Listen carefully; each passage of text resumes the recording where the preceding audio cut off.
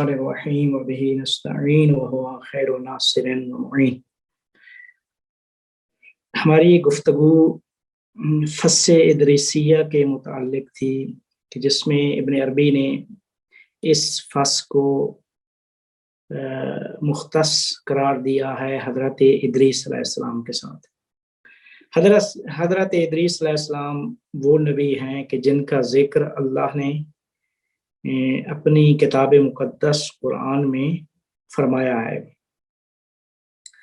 وہ 26 نبی جن کا ذکر قرآن میں آیا ہے ان میں سے ایک حضرت ادریس علیہ السلام ہیں۔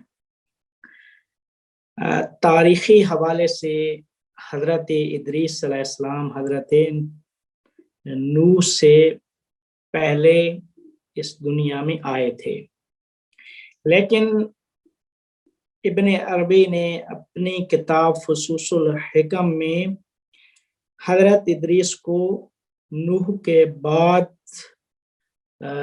عنوان کیا ہے۔ اس کی وجہ انہوں نے بتائی ہے کہ حضرت نوح علیہ السلام کے متعلق انہوں نے فرمایا تھا کہ اس میں سبوح قدوس جب ہم کہتے ہیں تو سبوحیت جو ہے وہ حضرت نوح علیہ السلام کے ساتھ خاص ہے، تو سبوحیت مقدم ہے قدوسیت پر، تو اس وجہ سے ان کے متعلق سبوحیت کا لفظ استعمال کیا، اور حضرت ادریس علیہ السلام کے متعلق قدوسیت کا لفظ استعمال کیا۔ قدوسیت یہ وہ اصطلاح ہے کہ جس میں قداست یعنی طہارت، طاہر، منزہ، پاک، یہ سارے کے سارے اس قدوسیت کے معنی ہیں۔ سبوحیت میں عمومیت ہے اور قدوسیت ایک خاص چیز ہے، تو اس وجہ سے سبوحیت چونکہ مقدم بر قدوسیت ہے اور نوح علیہ السلام اس میں سبوح کے ساتھ مختص تھے، تو اس وجہ سے نوح کا تذکرہ پہلے کیا، نوح کے بعد حضرت ادریس علیہ السلام کا تذکرہ کیا کہ قدوس سبوح کے بعد آتا ہے۔ تو فرماتے ہیں کہ حضرت ادریس علیہ السلام وہ نبی ہیں کہ جنہیں اللہ تعالیٰ نے مرتبہ تنزیہ پہ پہنچایا تھا، کہ وہ مرتبہ تنزیہ پہ پہنچ چکے تھے۔ ابن عربی یہ بھی لکھتے ہیں کہ ادریس کا آسمان پہ اٹھ جانا بھی اس بات کی دلیل ہے کہ وہ مقام تنزیہ پہ پہنچ چکے ہیں۔ کیونکہ مقام تنزیہ میں ہوتا یہ ہے کہ عالم مادہ اور ساری ان چیزوں سے مجرد کر کے انسان کو خالص کیا جاتا ہے، تو وہاں اٹھانے کا مطلب یہ تھا کہ خالص، کہ وہ ایک مقام تنزیہ پہ بھی پہنچ چکے تھے اور اس طرف سے اللہ نے ان کو اس مادی جسم سے بھی خلا یا انسلاخ کر دیا ان کا۔ تو آپ فرماتے ہیں کہ ایک اور چیز جو انہوں نے استعمال کی ہے اس فصل میں ابن عربی نے، وہ فرماتے ہیں کہ ابن عربی فرماتے ہیں کہ ادریس علیہ السلام وہ پیغمبر ہیں کہ اگر ہم احادیث اور پیغمبر کی احادیث اور اس کے علاوہ تاریخ جو سیرہ انبیاء ہے جب وہ پڑھتے ہیں تو اللہ تعالیٰ نے ان کے بدن کو خلق کرنے کے بعد پورے کا پورا رابطہ جو ہے مادی دنیا سے جب قطع کیا، تو اس مادی دنیا سے رابطہ کو قطع کرنے کے بعد اسے آسمان کی طرف اٹھا لیا گیا۔ تو کہتے ہیں کہ بس اسی وجہ سے قیصری نے فرمایا تھا کہ تنزیہ نوح اور تنزیہ ادریس میں فرق یہ ہے کہ ان کی تنزیہ عقلی تھی اور ان کی ذوقی۔ پھر کیا کہتے ہیں نوح علیہ السلام اور ادریس علیہ السلام کے نوح کے بعد ادریس کو اس وجہ سے بھی ذکر کیا ہے کہ علت اور ایک وجہ یہ بھی ہے کہ حضرت ادریس اور حضرت نوح علیہ السلام مشترک ہیں تنزیہ میں، وہ بھی تنزیہ کے قائل تھے اور ادریس علیہ السلام بھی تنزیہ پہ مقام تنزیہ پہ پہنچ چکے تھے۔ تو اب یہ ہے کہ مقام تنزیہ پہ پہنچ چکے تھے، ہم آگے چل کے ابن عربی بتاتے ہیں کہ ادریس اور الیاس کی بحث میں کہ آگے پھر مقام تنزیہ پہ جب پہنچے تو اس کے بعد کیا یعنی کیا ہوا یہ بھی بعد میں ذکر کرتے ہیں۔ تو آپ فرماتے ہیں کہ یہاں پہ ایک چیز جندی نے جو تنزیہ کے متعلق ایک بات کہی ہے، وہ فرماتے ہیں کہ حضرت ادریس کی جو تنزیہ ہے، جو مقام تنزیہ پہ پہنچے تھے، وہ ریاضت سے پہنچے تھے، اس مقام کو کسب کیا تھا ریاضت سے، اور ریاضت سے جب کسب کیا تو ریاضت کے بعد جو ان کی روحانیت تھی وہ مادیت پہ جب اس کا غلبہ ہوا تو غلبے کے بعد کیا کہتے ہیں ان کو مطہر طاہر و پاک کیا گیا، تو وہ مقام تنزیہ پہ پہنچے۔ کیونکہ وہ ایک مشکل قسم کی ریاضتیں کرنے کے بعد اللہ تعالیٰ نے ادریس کو اس مقام پہ پہنچایا۔ کیونکہ وہ جو صفات حیوانیت تھی اس سے ادریس نے اپنے آپ کو ریاضت کے ذریعے سے منزہ کیا تھا۔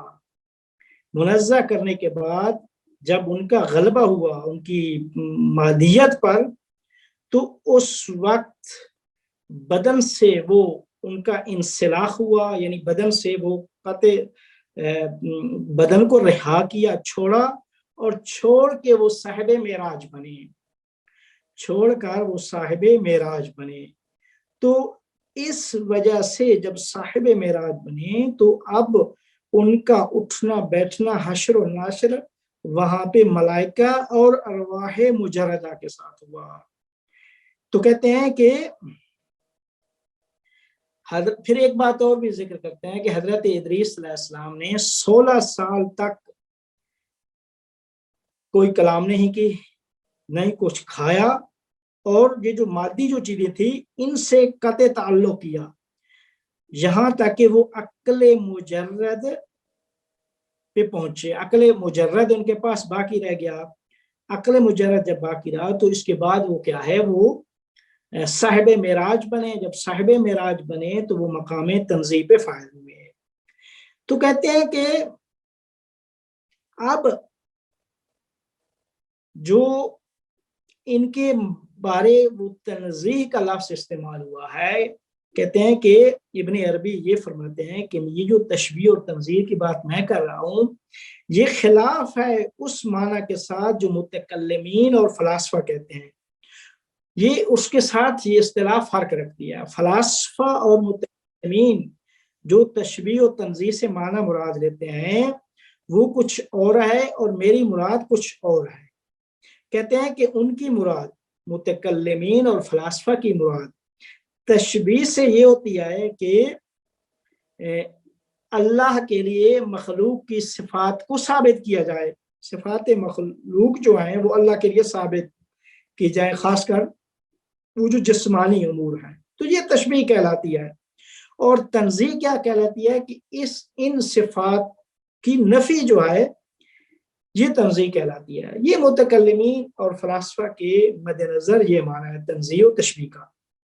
لیکن ابن عربی یہ فرماتے ہیں کہ میری جو مراد ہے تشبیہ سے وہ تقیید ہے، اور تنزیہ سے مراد میری وہ اطلاق ہے۔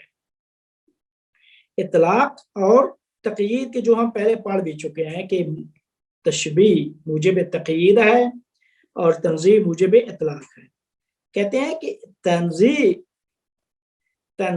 میرے نزدیک کیا کہتے ہیں کہ تشبیہ تقیید، ابن عربی فرماتے ہیں کہ تشبیہ سے میری مراد تقیید ہے اور تنزیہ سے مراد اطلاق ہے۔ کس طرح کہتے ہیں کہ تنزیہ کا مطلب یہ ہے کہ الحق تعالی کی تجلی اپنے لیے اپنے آپ کی جو تجلی ہے حق تعالی کی، تو اس مقام میں وہ ذات متعالی و برتر ہے ہر نسبت اور ہر صفت سے. یہ ہے میرے نزدیک تنزیہ.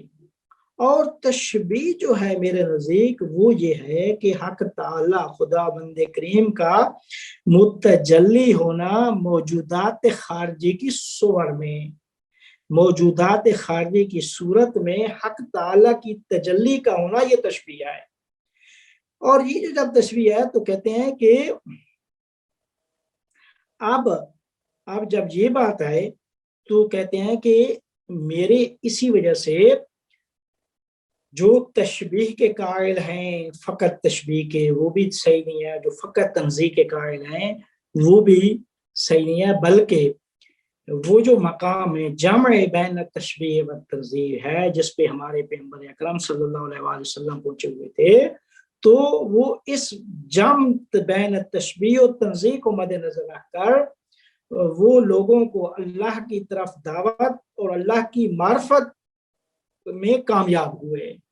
اللہ کے بارے میں جو معرفت تھی اس کے بارے میں وہ کامیاب ہوئے کہ لوگوں کو سمجھانے میں آسانی ہو گئی کہ وہ اللہ کیا ہے. جب تنزیہ کہا جاتا ہے تو اس وقت جو ہے وہ ایک چیز جب سب نسبتوں اور صفات سے منزہ و مبرہ و بالا تر ہے تو سمجھ میں نہ آنی پڑتی ہے. لیکن جب حق تعالی کی معرفت اس طریقے سے کرائی جائے کہ تنزیہ و تشبیہ کہ حق تعالی کا متجلی ہونا موجودات کی صور میں، یہ تشبیہ تو جمع بین التشبیہ و تنزیہ جو حق تعالی کا قائل ہوگا تو لوگوں کو دعوت اللہ دینے میں آسانی بھی ہوگی اور لوگوں کو سمجھنے بھی آسانی ہوگی. تو اس وجہ سے ہمارے پیغمبر نے جب لوگوں کو اس طرح دعوت دی تو لوگ جوک در جوک اسلام کی طرف راغب ہوئے. اذا جاء نصر اللہ والفتح ورأیت الناس يدخلون فی دین اللہ افواجا، لوگ داخل ہو گئے، جو ہے نا داخل ہونے لگ گئے دین خدا میں گروہ گروہ بن کر. تو یہ وہ ہے جمع بین تشبیہ و تنزیہ. تو کہتے ہیں اب اس قول کا جو لازمہ ہے وہ یہ ہے کہ اب کہتے ہیں کہ جب ادریس مقام تنزیہ پہ پہنچے تو ادریس کو ہم نے کہا کہ ادریس قدوسیت، اس میں قدوسیت کے ساتھ خاص ہیں. تو اس کا لازمہ کہتے ہیں یہ ہے کہ حق خداوند کریم کی اولو سے متصف ہو. اولو تو کہتے ہیں کہ یہ وہ وصف ہے کہ اللہ تعالیٰ نے قرآن میں جسے بیان فرمایا ہے. اور یہ علی جو ہے اللہ تعالیٰ کے اسماء حسنہ میں سے ایک اسم ہے. اللہ نے فرمایا واللہ هو العلی العظیم، علی عظیم. علی قرآن میں بہت ساری جگہ پہ آیا ہے. تو یہ علو جو ہے اللہ تعالیٰ نے ایک وہ اسم ہے جو اس کی اسماء حسنہ میں سے ایک اسم ہے جو اللہ تعالیٰ نے جسے اپنے لیے قرار دیا ہے. تو کہتے ہیں کہ جو ابن عربی فرماتے ہیں کہ جو میرا نظریہ وحدت وجود کا ہے تو وحدت وجود کے مطابق جب مخلوقات پہ نظر کرتا ہوں تو کہتے ہیں کہ ہر مخلوق متصف ہے علو سے، یا وہ علو مکانی ہے یا علو مکانتی ہے، یا علو مکان ہے یا علو مقام ہے، جسے علو مکانتی کہتے ہیں، جس کے متعلق خود یعنی جس کے متعلق خود قرآن میں اللہ تعالیٰ نے ارشاد فرمایا کہ وَرَفَعْنَاهُ مَكَانًا عَلِيًّا، ہم نے مکان علی ادریس کو عطا کیا ہے. تو کہتے ہیں کہ ہر مخلوق متصف ہے علو سے، یا علو مکان سے، یا उलूवे मकाम से। तो कहते हैं अब जो उलूव की सिफत है मखलूक में, ये बिज़ात नहीं है, बल्कि वो जो अल्लाह के पास उलूवे मकान व मकाम है, उस उलूवे मकान और मकानती से ये मखलूकात मुत्तसिफ हैं। तो कहते हैं कि अब हजरत इदरीस के पास जो अल्लाह मुत्तसिफ है उलूव से, तो ये उलूव ज़ाती है। मखलूकात जो मुत्तसिफ हैं उलूव से, तो ये या उलूव मकान है या उलूव मंजिलत है। तो कहते हैं कि अब ये जब इस तरह है कि उलूव मकान और उलूव मकानती है, तो अल्लाह ताला ने हजरत इदरीस अलैहिस्सलाम के मुताल्लिक ये फरमाया कि वरफ़अनाहु मकानन अलिया, सूरह मरियम में, कि हमने इसे मकान अली और उलूव अता किया है। तो वस्फ़ उलूव सरीह जो है वो मकान के मोरद में इस्तेमाल हुई है। तो आप फरमाते हैं कि जो नजरिया वहदतुल वजूद है, उसकी बुनियाद पर उलूव मुतलक जो है, जिसमें किसी किस्म का इलाफे से खाली, निस्बत से खाली है, वो हम हक ताला की तरफ निस्बत दे सकते हैं। लेकिन वो उलूव निस्बी जो है, वो उलूव निस्बी वो मखलूकात में है। जो मखलूकात में जो उलूव है, वो अल्लाह ने जो मकान उलूव मकान अता किया था इदरीस को, उस सिफत उलूव से बाकी मखलूकात मुत्तसिफ हैं। ये हजरत इदरीस सल्लल्लाहु के मुतालिक ये इन्होंने एक बात की है। आप फरमाते हैं कि इब्न अरबी ने एक बात आगे फिर ये बयान फरमाई कि यही जम बैन तशबीह तंजीही है कि जिससे मार्फत कामिल हासिल होती है। जब तक आप जम नहीं करेंगे मार्फत कामिल पे नहीं पहुंचेंगे। तो कहते हैं कि और वो मार्फत कामिल खास है रसूलुल्लाह सल्लल्लाहु अलैहि वसल्लम के साथ। लेकिन इदरीस मर्तबा में अगरचे हमारे रसूलुल्लाह सल्लल्लाहु अलैहि वसल्लम से मर्तबे के लिहाज से कमतर हैं, लेकिन मर्तबा तंजीब पे पहुंचे हैं। जब मर्तबा तंजीब पे पहुंचे हैं तो कहते हैं कि इनके पास वो तशबीह नहीं थी, इन्होंने भी जम बैन तशबीह व तंजीह नहीं किया। तो इस वजह से इदरीस नूह के बाद, नूह भी तंजीब पे कायल थे, इदरीस भी और फिर इलियास भी, ये तीन नबी जो थे इनके साथ ये एक फस्सें मुख्तलिफ तीन फस्सें करार दी। तो कहते हैं कि अब इन तीन फस्सों में बहस करने के बाद इन्होंने फरमाया कि मेरा जो नजरिया है, जिससे मार्फत कामिल मेरे नजदीक जो हासिल होती है, वो जम करने से होती है। जब हम तशबीह और तंजीह के दरमियान जम करेंगे। क्योंकि अगर तंजीह के कायल हुए तो उसको मुक़य्यद कर दिया, अगर तशबीह के कायल हुए तो उसे हमने महदूद कर दिया, और अगर जम किया तो हम मारिफ में सरवर व आका वही है जो जम करता है तशबीह और तंजीह के दरमियान। फिर इसी बात को इब्न अरबी बहुत सारी कुरान की आयत लेके आते हैं, इसी को साबित करते हैं कि फिर वो कुरान की आयत भी जो हमने पेश की थी कि लैसा कमिस्लिही शै, वो उसकी मानंद कोई शय नहीं है। वो कहते हैं कि अगर हम काफ उसकी मानंद कोई शय नहीं, काफ ज्यादा हिसाब करें तो उसकी मानंद कोई शय नहीं है, तंजीह है। अगर काफ ज्यादा ना हो तो उसकी मानंद की मानंद कोई शय नहीं है, फिर भी वो तशबीह बनती है। तो वो आयात लेके आते हैं कि जो आयात तशबीह और तंजीह को जम कर रही है, या कुरान में हुवस समीउल बसीर, सामो बासर का ताल्लुक भी वो तशबीह से है। तो इसके अलावा भी बहुत सारी आयात में ابن عربی اپنے جو مدعا ہے اس کے اوپر لے کر آتے ہیں. تو پس کہتے ہیں کہ جو شخص اللہ کے بارے میں تنزیہ مطلق کا قائل ہے وہ معرفت کامل نہیں رکھتا، اس کے پاس معرفت ناقص ہے. کیوں؟ کہتے ہیں کہ تمام عارف کے نزدیک تمام عالم مظہر اور تجلی ہے حق تعالیٰ کے ظہور کی. تمام عالم میں اس حق تعالیٰ کا ظہور ہے، اور حق کیا ہے؟ باطن اور روح عالم ہے. عالم کے روح اور باطن کیا ہے؟ وہ حق تعالیٰ ہے. تو حق تعالیٰ بواسطہ اسم الظاہر کے واسطے سے اس نے متجلی ہوا، اور جو جہان ہے وہ اس اسم الظاہر کا مظہر ہے.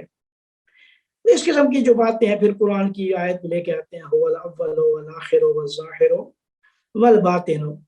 تو کہتے ہیں کہ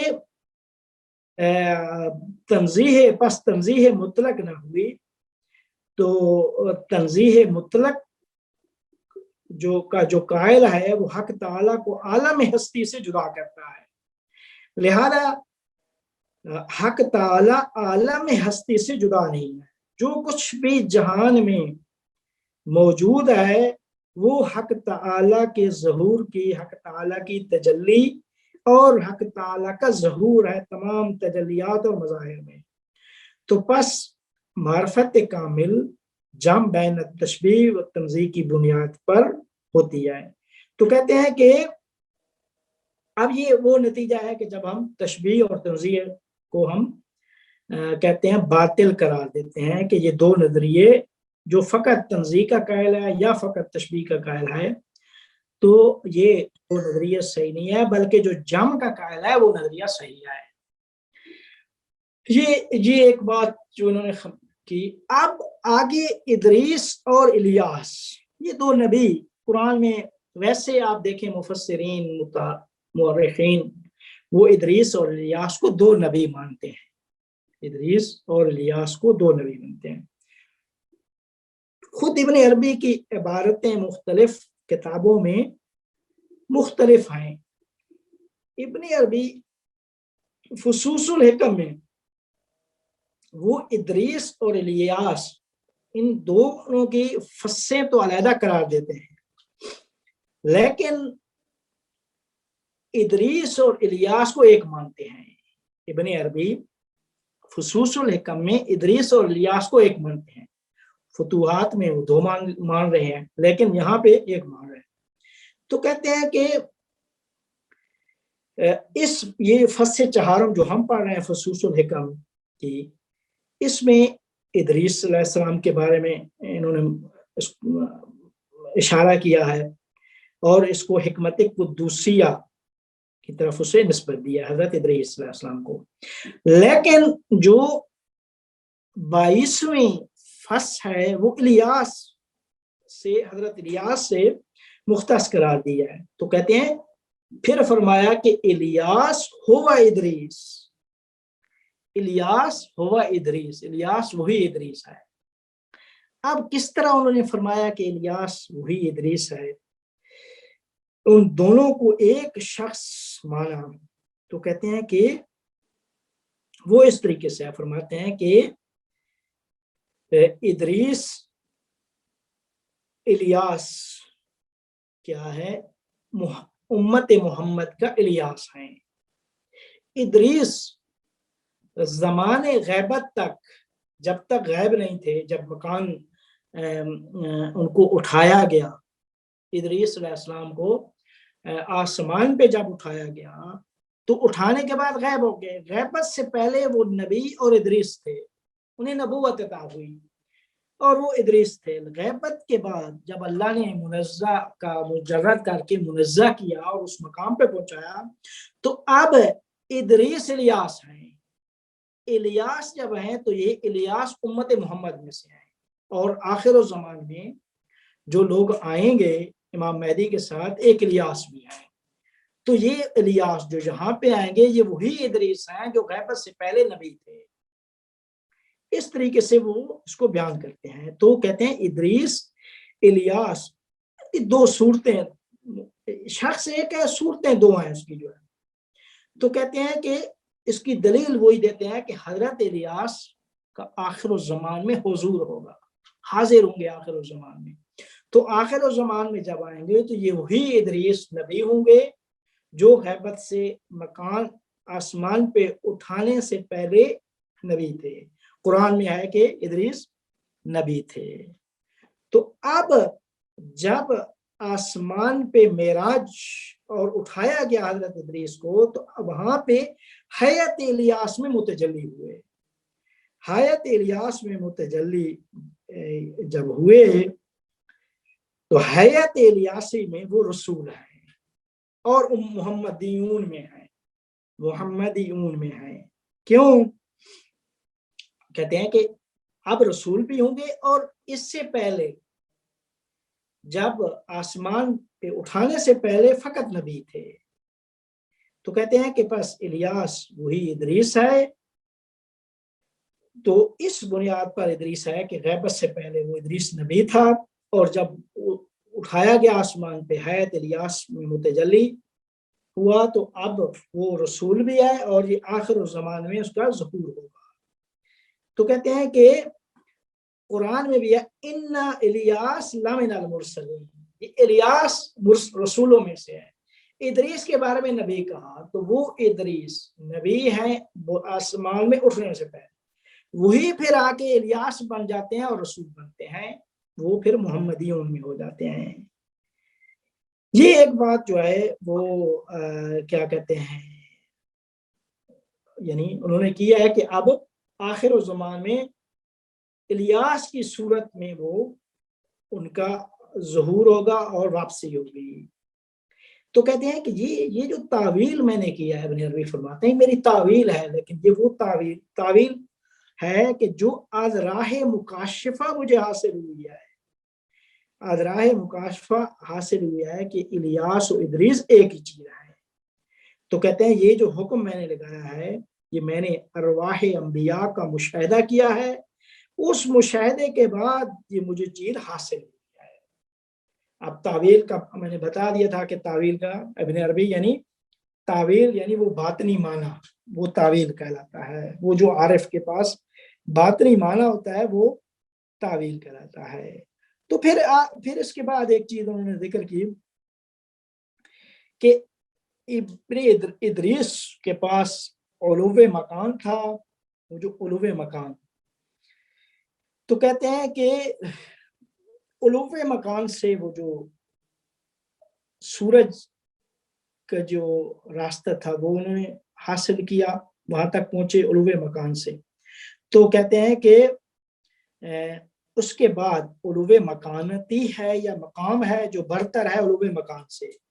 تو کہتے ہیں کہ یہ جو علو مقام ہے یہ محمدیون کے ساتھ خاص ہے، اور ادریس علو مکان رکھتے ہیں. جب حیات الیاس میں ہوں گے تو چونکہ محمدیون میں ہوں گے تو اس وجہ سے ان کے پاس علو مکانتی بھی ہوگا، اس وجہ سے ان کے پاس علو مکانتی بھی ہے. کہنے کا مقصد یہ ہے. تو کہتے ہیں علو مکان، ایک اور بات کرتے ہیں کہ علو مکان کا تعلق وہ ناظر ہے علم پر، علو مکانتی یعنی علو مقام، مکانتی جیسے منزلت مرتبہ، علو مکانتی وہ ناظر ہے علم پر اور علو مکان ناظر ہے عمل پر. تو کہتے ہیں علو مکان اگرچہ بلند مقام ہے، علو مکان اگرچہ بلند مکان ہے لیکن علو مکانتی جو ہے وہ علو مکان سے بھی بلند تر ہے. اور یہ وہ جگہ ہے کہ جو محمدیون کا خاصہ ہے، اور یہیں پہ ہے کل شیء ہالک الا وجہہ. پھر بہت ساری چیزیں جو ہے نا وہ وہاں پہ اب فرماتے ہیں. تو اب آگے ایک بات ذکر کرتے ہیں کہ جب ادریس میں نے ثابت کر لیا کہ ادریس وہی الیاس ہیں، تو کہتے ہیں کہ اب ان کو وہ علو مکانتی بھی حاصل ہے. کیونکہ وہ چونکہ علو مکانتی وہ جائگاہ ہے ان کی، تو وہ الیاس چونکہ زندہ اور حی ہے اور آخر الزمان میں امام مہدی علیہ السلام کے انصار میں سے ہوگا، تو وہ محمدیون میں ہوگا۔ جب محمدیون میں جب ہوگا تو اس وقت کیا ہے، اس کے پاس علو مکانتی بھی ہوگا، تو وہ دونوں مقام پر فائز ہے۔ تو کہتے ہیں کہ اب یہ وہ جائگاہ ہے، یہ وہ جائگاہ ہے کہ جو جامع ہے بین نبوہ و رسالہ، نبوت اور رسالت کے درمیان۔ کیوں کہ ادریس مقام غیبت سے پہلے نبی تھے، اور جب حیات الیاس میں متجلی ہوئے اور امت محمدیون میں قرار پائے تو اس وقت وہ رسول بھی ہوئے۔ تو نبوت اور رسالت جو ہے کے درمیان جو جامع مقام ہے وہ کیا کہتے ہیں، علو مکانتی، وہ ان کو حاصل ہوگا۔ تو کہتے ہیں کہ اب اس کے بعد پھر ایک اور بات ذکر کرتے ہیں کہ علم خطاطی کے وضع کرنے والے، بنانے علم خطاطی کے موجد مؤسس کیا ہے، وہ حضرت ادریس علیہ السلام ہیں۔ علم خطاطی کے مؤسس اور مجد وہ حضرت ادریس علیہ السلام ہے۔ تو کہتے ہیں کہ اب اس کے پھر اس مسئلے کے لیے وہ ابن عربی نے پھر تعویل کا سہارا لیا، تعویل کا سہارا لے کر پھر اس کے اوپر حدیث پیغمبر سے بھی استشہاد کیا اور فرمایا کہ علم خطاطی شریف ترین علم ہے، اور اس علم خطاطی کا منبع جو ہے وہ اصل نبوت ہے۔ اس کا اصل نبوت سے علم خطاطی سرچشمہ لیتی ہے۔ علم خطاطی کا منبع کیا ہے، وہ اصل نبوت ہے۔ تو کہتے ہیں کہ رسول خدا صلی اللہ علیہ وآلہ وسلم نے فرمایا علم خطاطی کے بارے میں کہ ان نبی من الانبیاء بعث بہ، ایک انبیاء میں سے ایک نبی تھے جو علم خطاطی لے کر آئے۔ تو کہتے ہیں کہ یہ پھر وہی علم خطاطی، یہ وہی ادریس ہے، اور پھر فرمایا کہ وہ ادریس ہے۔ تو کہتے ہیں کہ سب سے پہلی شخصیت جس نے اس علم کو لوگوں کو سکھایا وہ ادریس علیہ السلام تھے۔ تو کہتے ہیں کہ ابن عربی نے پھر اس روایت کو جو پیغمبر نے فرمائی کہ ایک نبی لے کر آئے، پھر اس طرح کہ یہ جو علم خطاطی ہے اس کا سرچشمہ بھی وہ اصل نبوت ہے، یہ ان کی اپنی تعویل ہے۔ تو کہتے ہیں کہ بس اللہ تعالیٰ کی طرف سے جس شخصیت نے لوگوں کو یہ علم سکھایا وہ حضرت ادریس علیہ السلام ہے۔ تو کہتے ہیں کہ اللہ تعالیٰ نے بھی آسمانی سے حضرت ادریس کو وحی کی، اور وحی کرنے کے بعد یہ فرمایا کہ جو کچھ بھی اس ستاروں کی جو گردش ہے، حرکت ہے، اس میں ہے، وہ بھی ان کو سکھایا۔ تو وہ جو کچھ ستاروں کی گردش میں جو چیز تھی وہ بھی انہیں تعلیم دی۔ تو کہتے ہیں کہ پھر ستاروں کا علم بھی حضرت ادریس علیہ السلام کو وحی کر کے وہ بھی سکھایا۔ تو کہتے ہیں کہ پھر ان کے ستاروں کے جو کچھ بھی آپس میں جو اقترانات ہیں وہ بھی بتائے، اور پھر یہ بتایا کہ یہ ستاروں کا عالم، اس عالم مادہ پہ، دوسرے عوالم پہ کیا اثر ہے۔ ایک فقہ میں بھی بحث ہوتی ہے کہ یہ جو ستارہ شناسی کا علم ہے، کہ جو لوگ آج کل بھی دیکھتے ہیں کہ لوگ وہ جو ستارے ہیں برج سے جو کچھ لوگوں کے بارے میں ایک قدر متیقن چیز جو ہے نا وہ جان لیتے ہیں۔ تو پھر کیا یہ ستارے اس طرح ہوں تو یہ ہوتا ہے، کیا اس کا کوئی اثر بھی ہے، پڑتا ہے اس عالم پہ یا نہیں ہے؟ تو تقریباً ویسے عام علماء بھی قائل ہیں کہ بالآخر کچھ نہ کچھ اثر ہوتا ہے، لیکن اس طرح نہیں ہے کہ جس طرح ہم 100% ان پہ اعتماد اور یقین کر کے وہ چیز کہہ سکیں. تو ستارہ شناسی کا علم بھی حضرت ادریس علیہ السلام کو دیا. تو ادریس علیہ السلام نے علم خطاطی کا منبع کیا ہے وہ اصل نبوت مانا. اور پھر اللہ تعالیٰ نے آسمان سے کیا ہے وحی کی حضرت ادریس علیہ السلام نے. چونکہ لوگوں کو یہ سکھایا تو اس کے نتیجے میں اللہ نے آسمان سے وحی کر کے حضرت ادریس علیہ السلام کو ستارہ شناسی کا بھی علم سکھایا. تو کہتے ہیں کہ یہ ایک چیز حضرت ادریس علیہ السلام کے بارے میں جو کہ بیان ہوئی ہے. اب یہ ہے کہ ایک اور چیز جو بیان فرماتے ہیں کہ ادریس علیہ السلام نبی تھے, رسول نہیں تھے. قرآن کی آیات بھی لے کر آتے ہیں کہ جب ادریس تھے تو ادریس نبی نہیں تھے, لہذا غیبت سے پہلے ادریس وہ نبی تھے.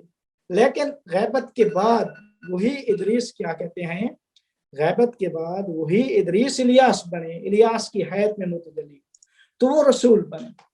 تو قرآن میں بھی ہے کہ الیاس کے بارے میں ہے کہ لامن المرسلین, رسولوں میں سے تھے. لیکن ادریس کے بارے میں نہیں ہے, بلکہ ادریس کے بارے میں یہ ہے کہ وہ نبی تھے. اب اس کے بعد ایک بحث کیا ہے ابن عربی نے, ابدال اور اوتاد کی بحث یہاں پہ, وہ آخری بحث ہے. تو وہ چونکہ تھوڑی تفصیلی ہو جائے گی کہ ابدال, ایک تو عرفاء کے اور صوفیاء کے کرام کے متون میں ایک چیز ملتی ہے کہ یہ ابدال, قطب, اوتاد یہ کیا ہیں. پھر مختلف نظریات ہیں ابن عربی نے بھی کہ وہ ابدال ہیں کتنے, ابدال ہیں کون اور کتنے ہیں, ان کا مقام منزلت کیا ہے. پھر یہ ہے کہ ابدال کیا کہتے ہیں امام مہدی علیہ السلام کے یاروں میں سے ہوں گے, اس کے علاوہ کل کتنے لوگ ہیں. اوتاد ہیں, ان کا آپس میں فرق کیا ہے, کسی نے کہا نہیں ایک چیز ہے, کسی نے کیا. تو انشاءاللہ کیا کہتے ہیں یہ بحث انشاءاللہ اگلی اس میں ہم کریں گے ابدال, اوتاد اور قطب کی. پھر میرے خیال میں یہ فصل ختم ہو جائے گی. اگلا آخری نشست ہوگی اگلی انشاءاللہ. ابھی اگر کوئی سوال ہے تو میں حاضر. السلام علیکم. اگر وہ علو مکانی اور مکانتی نہیں سمجھ میں آئے, ان کے درمیان کیا فرق ہے, تھوڑی صحیح ہے, پچھلی دفعہ بھی نہیں سمجھا. علو مکان دیکھیں, آسمان مکان ہے ایک, تو وہ بلند ہے ہم سے, زمین سے بلند ہے. تو یہ چونکہ اللہ نے آسمان پہ اٹھا لیا تھا حضرت ادریس کو, تو فرمایا ورفعناہ مکانا علیہ, ہم نے اٹھا لیا بلند مقام پہ. تو اس بلند مکان کو کہا گیا کیا کہتے ہیں وہ آسمان چہارم یا پنجم یا ششم جو بھی ہے. لیکن علو مکانتی وہ مقام اور مرتبے کی بلندی, وہ مکان سے خاص نہیں ہے, وہ مکان مرتبے اور منزلت کی بلندی ہے. مکانتی جو ہے وہ مکان سے بلند ہے, یہ بھی بات ہو رہی ہے. جی, مکانتی علو مکان بلندتر مرتبہ ہے, اور اس سے بلندتر علو مکانتی ہے. السلام علیکم. اسی پر ایک سوال ہے کہ چوتھے آسمان پہ جو ابھی حضرت ادریس علیہ السلام ہیں, تو ابھی یہ حضرت ادریس علیہ السلام ہے, اللہ نے اٹھا لیا علو مکان پہ, اور جب امام زمانہ کے ساتھ ظہور ہوگا حضرت الیاس کی شکل میں, تب وہ علو مکانتی حاصل کیے ہوئے اس بلند مرتبے کے ساتھ ظاہر ہوں گے. یہ اس کا معنی سمجھ. جی جی بالکل بالکل, علو مکانتی اس وقت ہوگا جب محمدیون کے ساتھ خاص ہے. تو جب حیات الیاس میں ہوں گے تو وہ محمدیون میں ہوں گے, اور اس وقت ان کو علو مکانتی حاصل ہے. اگر ابھی چوتھے آسمان پر وہ موجود ہیں حضرت ادریس کی شکل میں علو مکان, یہ ہم سمجھ. حضرت الیاس, جی حضرت ادریس علیہ السلام وقت بھی علو مکان پہ حضرت الیاس ہیں یا حضرت ادریس ہیں, یہ کوشچن. وہی حضرت ادریس جی وہاں پہ الیاس کی حیات میں ہے, الیاس کی شکل, اور وہی حاصل کیے ہوئے مکانتی وہ ظاہر ہوں گے. جی جی جی.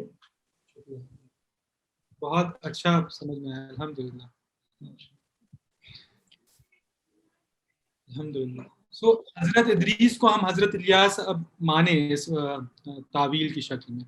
جی جی جی اس طریقے سے وہ پھر وہ قرآن سے آیات بھی لے کے اپنے مدعا پہ بتاتے ہیں کہ ادریس کو قرآن میں نبی کہا گیا ہے، الیاس کو رسول کہا گیا ہے. اور جب میں کہہ رہا ہوں کہ ادریس وہی الیاس ہیں تو یہ کس طریقے سے بات اس کو ہم سمجھیں گے، تو اس کا بتاتے ہیں کہ وہ غیبت سے پہلے نبی تھے، غیبت کے بعد کیا ہے وہ الیاس کی شکل میں جب ہیں تو وہ رسول ہیں. بہت بہت شکریہ. السلام علیکم.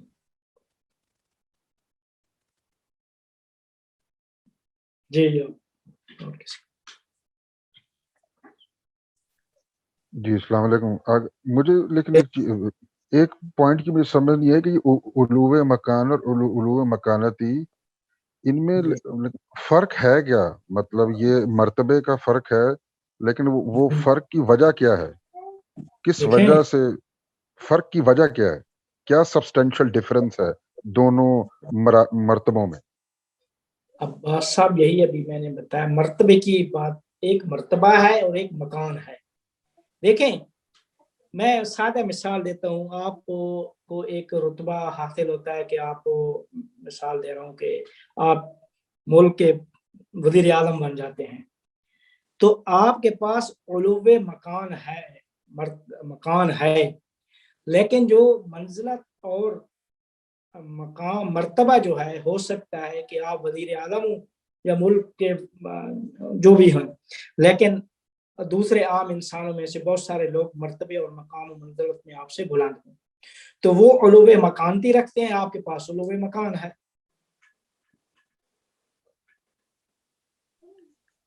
تو علو مکانتی جو ہے وہ کسی خاص وہ کسی مطلب دیکھیں علو مکانتی وہی رتبے مرتبے مقام کا جو کی بلندی کو علو مکانتی کہتے ہیں، اور علو مکان یعنی اس مکان جائے گاہ کی بلندی کو کہتے ہیں. مکان جائے جو بھی ہے. ٹھیک، مطلب کہ یہ ممکن ہے کہ مثال کے طور پہ ایک وزیر اعظم بد اخلاق مطلب بد اخلاق بھی ہو سکتا ہے، لیکن جو اس کے پاس جو مرتبہ ہے وہ جس پوزیشن پہ وہ بیٹھا ہوا ہے اس پوزیشن کا مرتبہ ہے، اس کا اپنا اس میں کوئی ایسا کمال نہیں ہے. دیکھیں ایک عام نیک لوگ ہیں اور ایک جو ہے نا وہ برے ہیں، لیکن ان کے پاس وہ بلند ان کے پاس پوسٹ ہے. مطلب کہ وہ جو علو مکان ہے اس میں وہ مکان جو ہے اس کی منزلت ہے، ضروری نہیں ہے کہ اس جو انسان سے جو منسوب ہے وہ انسان بھی باکمال ہو، یہ ضروری نہیں ہے. جی جی دیکھیں بالکل ٹھیک ہو. اس کے بارے میں یہی کہا کہ علو مکان کہ جب چوتھے آسمان کی بلندی پہ اٹھایا گیا تو وہ جو آسمان بلند ہے وہ مکان ہے اور بلند ہے، وہ علو مکان ہے. علو مکانتی جب امت محمدیون میں ہوں گے تو علو مکانتی ہوگا ان کے پاس. ٹھیک، مطلب کہ جو علو مکان رکھتے ہیں وہ باکمال ہو بھی سکتے ہیں، نہیں بھی ہو سکتے ہیں، لیکن جو اصل جو کمال جس چیز کا ہے وہ مکان کا کمال ہے، وہ مکان ہے، اس کے ساتھ نسبت جوڑی جائے گی جو بھی ہم کہیں گے. لیکن مکانتی میں وہ انسان خود جو ہے اس کا اپنا مرتبہ اور کمال اس کے اندر شامل ہوگا. صحیح، تھینک یو. رتبہ جی تھینک یو.